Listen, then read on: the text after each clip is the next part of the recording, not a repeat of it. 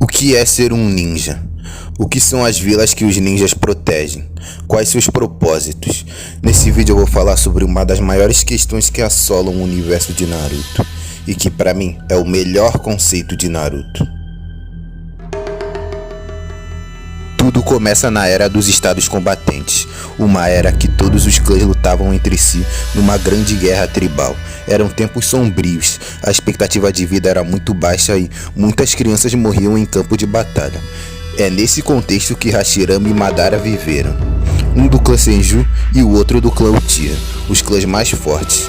E por eles serem de clãs inimigos, era uma amizade proibida, mas eles tinham um sonho de criar um mundo onde não precisasse ter mais guerras, onde crianças não precisassem ser enviadas para batalhas. Mas eles tiveram que se afastar e com o tempo se tornaram os líderes de seus respectivos clãs. Lutaram entre si muitas vezes e finalmente conseguiram fazer um acordo de paz. E com isso foi criada a Vila Oculta da Folha. Se originou o sistema de vilas, que uniu clãs que antes estavam em guerra e agora podem finalmente viver em paz. Uma grande revolução que prometia ser melhor do que era antes, mas não foi tão diferente assim. Desde a Era dos Estados Combatentes, os ninjas eram treinados para suprimirem suas emoções, e nada mudou. Só que agora o propósito é para proteger essa nova paz que foi criada. Depois deles conseguirem ter criado a vila, Madara começou a ter um sonho diferente do de Hashirama. Isso fez ele se opor à vila e planejou atacar a vila. Hashirama tentou convencê-lo, mas não conseguiu. Então ele decidiu matar seu amigo pelo bem da vila. E com isso ele criou o ideal de que mataria qualquer um que ameaçasse a vila, mesmo se for um parente ou um amigo. E daí é criado o ideal do que é ser um ninja, que é matar seus sentimentos e ser uma ferramenta para proteger a vila. O sistema que foi criado para trazer paz e alcançar entendimento falha em seu propósito. Esse tema começa logo no primeiro arco, o do País das Ondas, onde tem a história de Zabuza e Haku, onde Zabuza dizia que era apenas uma ferramenta de Gatou e que Haku era apenas uma ferramenta dele e que ele não tinha sentimentos por ele. E toda a história dos ninjas da Névoa Sangrenta que, para se formarem na academia, tinham que matar seus colegas. Ele afirmava que era uma ferramenta sem emoções, mas no final ele era apenas um ser humano. Não tem como as pessoas acabarem totalmente com suas emoções. E diante disso, Naruto se questiona se isso é ser um ninja, então se ele ficar forte ele vai ter um coração frio. Daí ele cria seu próprio jeito ninja que contrapõe o jeito do sistema. Logo no primeiro arco é apresentada a condição do que é ser um ninja.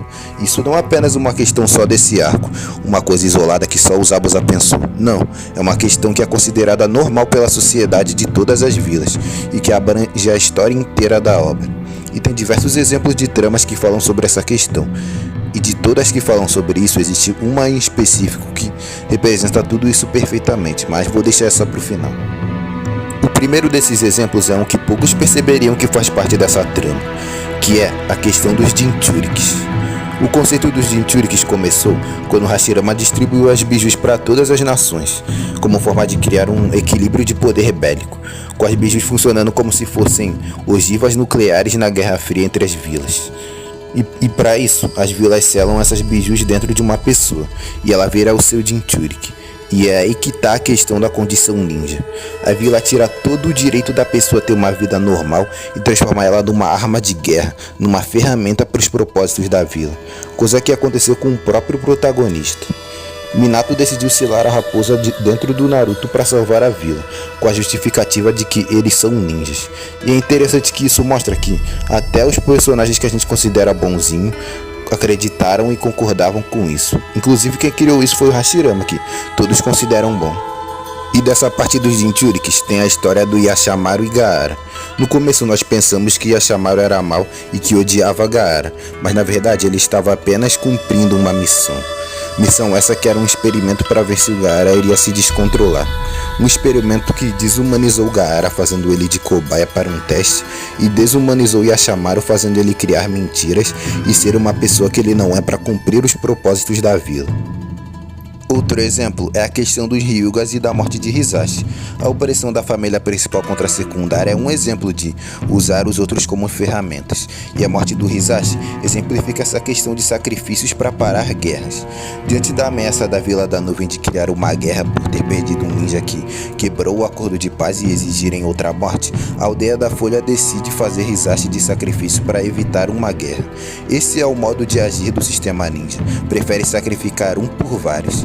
E a paz é atingida por meio de sacrifícios. Em vez de criar uma guerra completa, eles preferem sacrificar um próprio ninja para parar essa guerra, para evitar essa guerra. Tem também a questão da Fundação, uma organização secreta criada pelo Danzo, onde eles levam a questão dos ninjas não terem emoções ao pé da letra e conseguem literalmente tirar as emoções dos membros. E eles fazem o mesmo método da névoa sangrenta do teste de graduação, ser matar os seus próprios companheiros para se graduar. E disso tem a história do Sai. O próximo exemplo é um exemplo que mostra como até os cidadãos que não são ninjas aceitam essa condição, que é a história de Sakumo Hatake, o pai do Kakashi. Ele estava no meio de uma missão e seus companheiros estavam em perigo, mas se ele salvasse seus companheiros não ia dar tempo de conseguir completar a missão. Ou ele salvava os companheiros ou cumpria a missão. Ele decidiu salvar seus companheiros e, com isso, eles falharam na missão. Depois disso, ele sofreu um bullying da aldeia inteira. Todos começaram a desprezar ele por ter salvado seus companheiros e falhar na missão, e até os companheiros que ele salvou criticaram ele por isso. Ele sofreu uma pressão tão forte, mas tão forte da sociedade que decidiu se matar. Ele foi duramente criticado por não ter se desumanizado e ter feito um ato empático. Isso mostra que até as pessoas comuns que não são ninja acreditam nesse ideal de ninjas sem emoções. A história do Kizami também é uma que representa essa condição. Kizami teve a missão de não deixar informações caírem nas mãos dos seus inimigos. Para isso, ele teve que matar seus companheiros para não ter risco de eles serem pegos como reféns e vazarem as informações para os inimigos. E por ter feito isso, Kizami teve crises existenciais sobre quem ele é, que é parecido com o que acontece com Kabuto. Ele foi espião por muito tempo em várias aldeias, fingiu ser muitas coisas que ele não era, tudo pela aldeia da Folha, mas foi traído por ela. Ele também ficou com crises existenciais e sobre quem ele é. Temos também Obito Uchiha, que desistiu do mundo por ver o jeito que o sistema funciona e perceber essa realidade terrível. A aldeia da Névoa colocou a Três Caudas na Rin para usar ela para destruir a Folha, e com isso Rin se sacrificou se atirando no Chidori do Kakashi para proteger a vila. Obito entendeu que é assim que a realidade funciona, e não existe esperança para esse mundo distorcido. O sistema ninja foi criado para parar guerras e unir as pessoas, mas ele acabou só gerando mais e mais ódio. Ele foi criado para impedir que crianças morram em guerras, mas eles continuaram mandando crianças para missões perigosas. O desejo de criar paz só gerou mais ódio. Esse é o paradoxo do ódio que o mundo de Naruto está inserido. Isso é contado muito bem na história do Nagato, das guerras que foram travadas no País da Chuva. As grandes nações precisavam de dinheiro para conseguir se sustentar, e para isso eles lucram com as missões e com a própria guerra. Para isso eles travaram a Segunda Guerra Mundial Ninja e usaram os países pequenos como campo de batalha para a guerra. Depois da guerra, as coisas se estabilizaram nas grandes nações, mas a pequena nação da chuva, que foi usada como campo de batalha, continuou sofrendo. Nagato fala para Naruto que a paz que a aldeia da Folha estava desfrutando foi por causa da violência que a aldeia da chuva passou. A organização terrorista Akatsuki, que abalou todas as nações, só existe por causa do erro das grandes nações. E o que falar dessa organização, que teve como objetivo criar paz para o mundo, pegando todas as bijus para criar uma arma com poder de destruir um país. Com isso, o mundo iria ter medo de entrar em guerra, porque é só usar esse poder e destruir o país de quem estiver ameaçando. Exatamente igual à questão nuclear do nosso mundo. Tudo isso para parar o ciclo vicioso do ódio. Mas nenhuma dessas histórias representa tão bem a condição do sistema ninja como a história do massacre Uchiha. Quando Tobirama, que desconfiava muito dos Uchihas, virou o segundo Hokage, ele decidiu colocar eles como a força policial da vila. que era para ser uma coisa boa, né? Mas acabou que isso só segregou o clã e fizeram eles ficarem mais afastados da vila. Mas tudo isso piorou depois do ataque da raposa. A desconfiança de que foi um Uchiha que invocou ela para destruir a aldeia fez a segregação ficar ainda maior. E com isso os Uchihas planejaram um golpe contra a Folha. E no meio disso tinha Itachi Uchiha como agente duplo tanto para a aldeia quanto para o clã. E se os Uchihas fizessem o golpe, a aldeia iria entrar numa guerra civil e seria completamente enfraquecida porque é a vila lutando contra ela mesma, né? E com isso outras vilas poderiam se aproveitar disso e atacar mais a Folha, gerando uma total guerra mundial. E para impedir isso foi dada a missão para Itachi assassinar seu próprio clã. Itachi já criança presenciou uma guerra. Isso fez ele ter um trauma bem grande da guerra. Ele entendia como a guerra era terrível. E ele criança já sabia das origens da vila, entendia como Hashirama idealizou a vila e seus propósitos.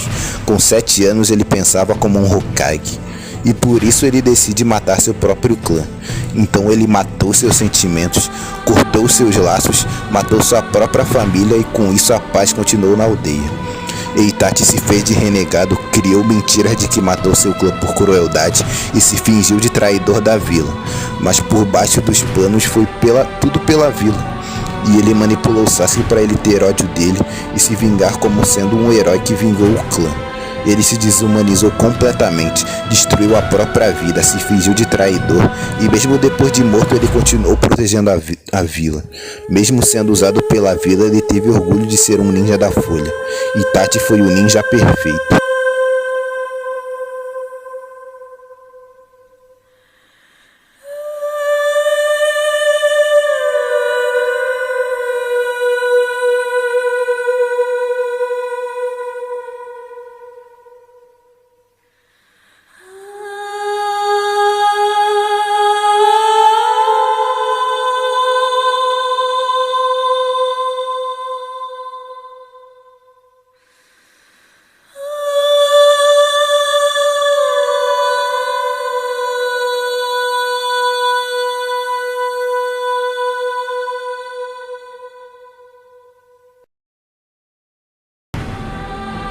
Itachi e Ashamaru são paralelos.